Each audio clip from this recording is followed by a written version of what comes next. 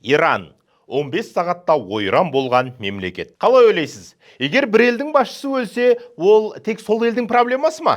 Жоқ. Кейде бір адамның өлімі әлемдік мұнай бағасын, соғыстарды, тіпті айдалада, ауылда жатқан сенің өміріңдегі экономиканы, кәдімгі Каспийіңді де өзгерте алады.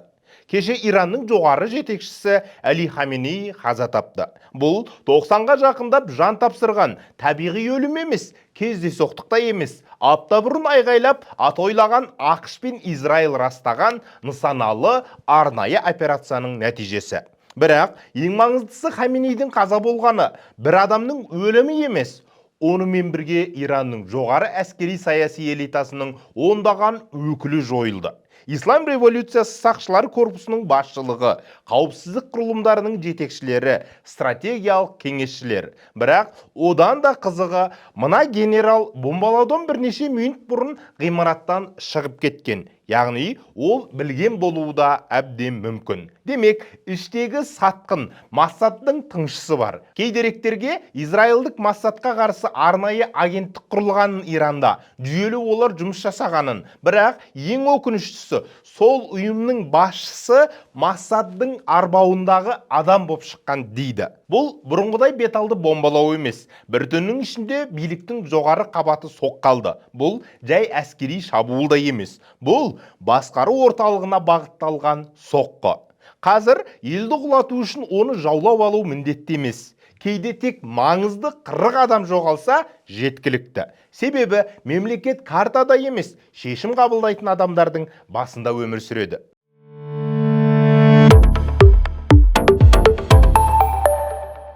Жаңа заман тарихына қарасақ, ірі державалардың күйреуі көбіне армия жеңілгеннен емес, жоғары басқару деңгейіндегі дүмпуден басталған. 1914 жылы Австро-Венгрия тағының мұрагері Франц Фердинандтың өлімі Бірінші дүниежүзілік соғысты тұтатты. 1979 жылғы Иран шахының елден кетуі бүкіл таяу шығыстың тарихын, аймақтың тәртіпті өзгертті.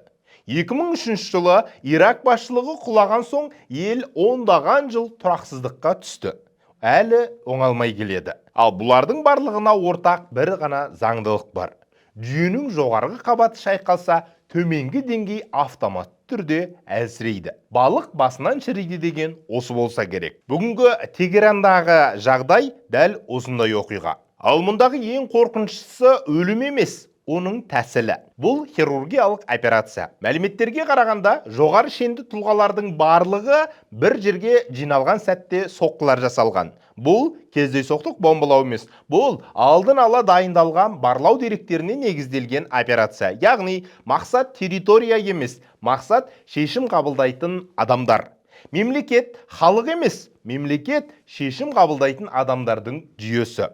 Егер сол жүйе жоғалса, армия бұйрықсыз қалады, дипломатия тоқтайды, экономика бағдарсыз қалады, элита бір-біріне сенбейді, таққа талас басталады. Содан соң ел жеңілмей-ақ, соғыспай-ақ ыдырай бастайды. Сондықтан бүгінгі соғыстардың ең маңызды нысанасы инфрақұрылым емес, армия емес, элита. Қаңтар айында халқын қаңғақсатқан Мадуроны Трамп тырп еткізбей ұрлап кетті де, Венесуэладағы бүкіл мұнай мен билікке ие бола салды емес пе?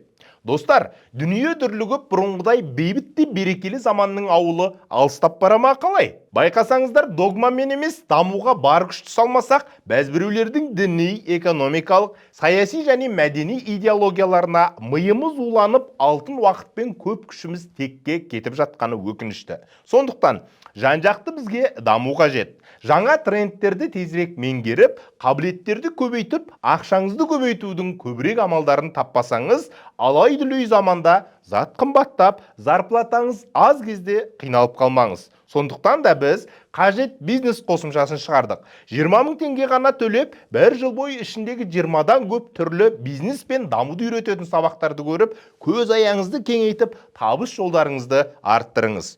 Төмендегі номерге дереу хабарласыңыз. Қыздар сіздерге бәрін түсіндіреді. Сілтемеге өтіп, жүктеп алыңыз.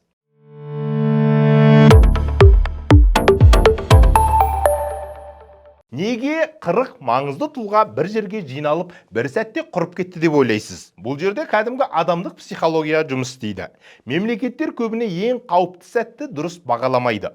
Олар қауіп әлі жеткен жоқ деп ойлайды. Қарсылас мұншалықты тез әрекет етпейді деп сенеді. Үлкен қателіктер де осы. Жалған үміт, мүмкін аман қалармыз деген сенім. Өткен жылы Хаменейдің кеңесшісі Шамхани Израилдің нысаналы соққысынан тірі қалып кеткен еді. 3 сағат бойы үйінің астында жатып аман шыққан.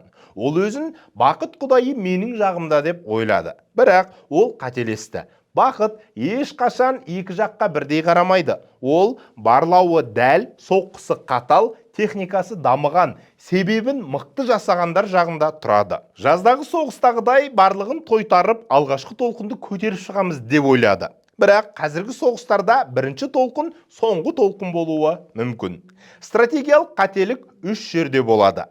Уақытты қате бағалау, қарсыластың шешімін қате түсіну, өз қорғанысын асыра бағалау. Мемлекеттер көбіне қарсыластың күшінен емес, өз сенімінен жеңіледі. Көп ел соғыс басталғанын бірінші зымыран ұшқанда емес, бірінші басшы жоғалғанда барып, бірақ түсінеді. Тарихта көптеген режимдер дәл осы себеппен құлаған.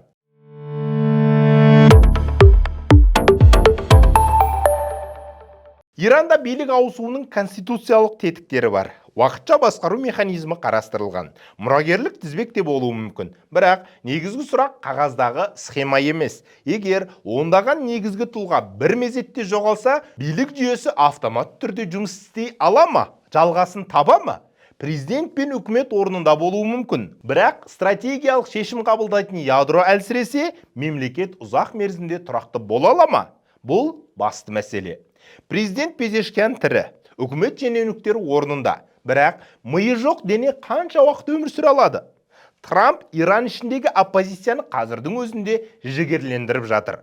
Мемлекетті қайтарып алатын ең қолайлы сәт дәл қазір. Сондықтан ертерек қарсы шығыңдар деп азаматтық соғысқа үгіттеуде.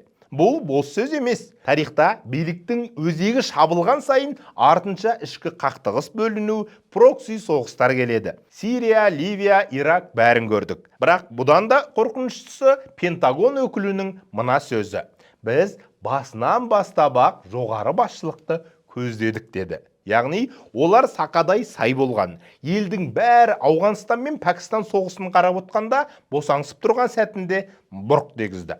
Қазір Иран 40 күндік аза жариялады. Алайда одан да маңыздысы билік бос қалды. Уақытша басқару кеңесі құрылды. Ал тұрақты мұрагер әлі анық емес. Бұл Иран тарихындағы ең үлкен сын сағаттардың бірі.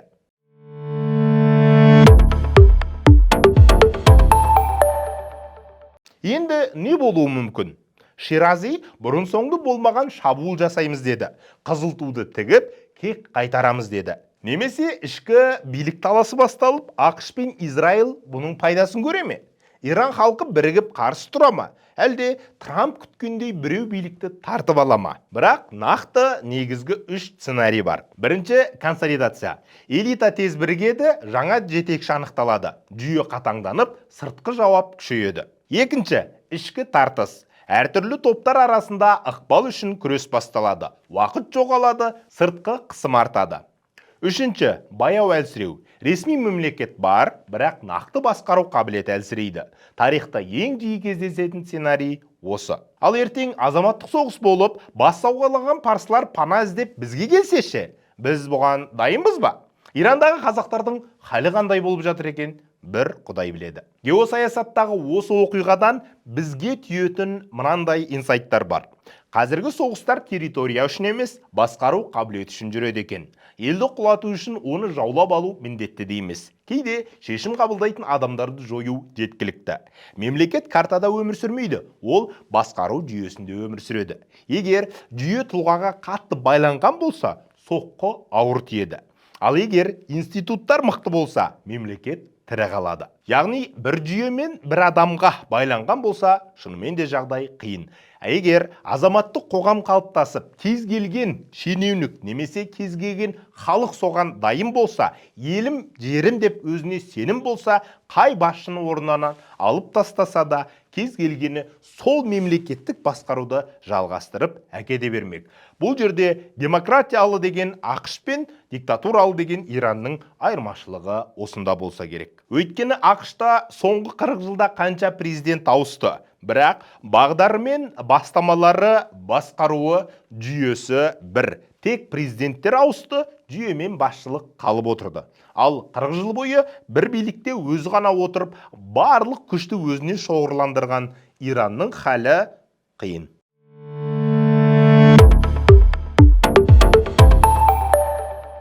Айтпақшы, кей адамдар Дубайда несі бар, айналасындағы арабтарды неге атқылап жатыр ирандықтар дейді. Құрметтілерім, дін бауырлас болғанмен олардың елдерінде ақштың әскери базалары бар. Соларды атқылап жатыр. Олар атпаса, жан-жақтан солар Иранның өзін қирандыға айналдыра салады. Және ең бастысы, ақштың демократияны желеу етіп кіріп, жердегі бар байлықты басып алатын саясатына көнбей қасқайып қарсы тұрған таяу шығыстағы жалғыз осы Иран ғана болатын. Ақпараттар арқылы аятолланы діни диктатор деп жек көрінішті педофил етіп көрсетті ғой. Бірақ уақыт өткенде сіздер де түсінесіздер. Ирак, Ливия, Сирия, Ауғанстан сабақтары соның дәлелі. Қазір Хаменейдің қазасына қуанып қол соғып жатқан халқы ертең сан соғып өкініп қаларын түсінбей тұр әттең. Қорытындылайтын болсақ, 15 сағат ішінде жоғары басшылық соққы алса, ел бірден құлап кетпейді. Бірақ сол сәттен бастап жаңа кезең басталады. Биліктің ең жоғарғы нүктесі ең қауіпсіз жер емес, керісінше ең анық көрінетін нүкте. Сен жағдайды бақылап отырмын деп ойлайсың, ал шын мәнінде көптің көздегені дәл сен боласың. Енді негізгі сұрақ, Иран күшейе ме, әлде ұзақ мерзімді әлсіреу кезеңіне кіре ме? Жауап бір нәрсеге байланысты. Жүйе өзін ұлықтатып, табындырып қойған бір адамға байланған ба, әлде институтқа ма? Ал одан да қорқыныштысы халықтың таңдауы. Яғни олар ұлтарақтай жері бар, елдің ертеңіне сенетін, елім деп ерлік жасауға дайын халық па? Жоқ әлде үкіметтен әбден үмітін үзіп, кредитке кіріп, тамақтан басқаны танымайтын, амандығы үшін арын да сататын, өзіне опа болмаған үкіметтен құтылғанына қуанатын халық па? Мәселе осыда. Ал әлемдік геосаясатта дәл осы айырмашылық елдердің тағдырын шешеді. Келесі айларда бұл тек Иранның емес, бүкіл таяу шығыстың болашағын анықтайды. Құрметті көрермендер, видео талдау, сараптама ұнаған болса, арнаға тіркеліп қойыңыздар. Сонымен қатар кем дегенде бір комментарий жазып жерсеңіздер, видеоны көбірек адам көрер еді, тамаша болар еді. Айтпақшы, қажет қосымшасын жүктеп алыңыздар.